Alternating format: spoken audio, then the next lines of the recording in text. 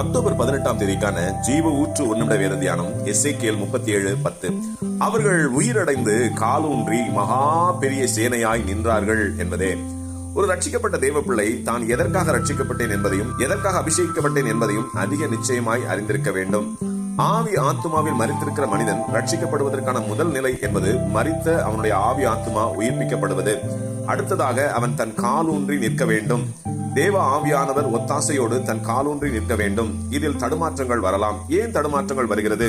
போதிய அளவில் பலனடையாத நிலையில் எழுந்து காலூன்றி நிற்க முயற்சிக்கிற போது தடுமாற்றங்கள் வரலாம். இது ஆவிக்குரிய குழந்தை நிலையை குறிக்கிறது. சரி, எப்போதும் தடுமாறுகிற குழந்தையை போலவே இருந்துவிட்டால் கர்த்தர் மகிழ்ச்சி அடைவாரா என்று கேட்டால் நிச்சயமாக இல்லை.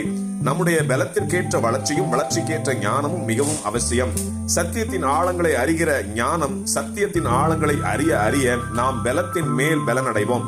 கிருபையும் சத்தியமும் உயிர்ப்பிக்கப்பட்ட மனிதனுக்குள் பெருகும் போது அவன் பலனடைந்து தன் காலூன்றி நிற்பான். காலூன்றி நிற்கிறவன் கண்கள் திறக்கப்பட்டவனாய் தான் தேவ சேனையின் வீரனாய் இருப்பதை அறிந்து கொள்வான்.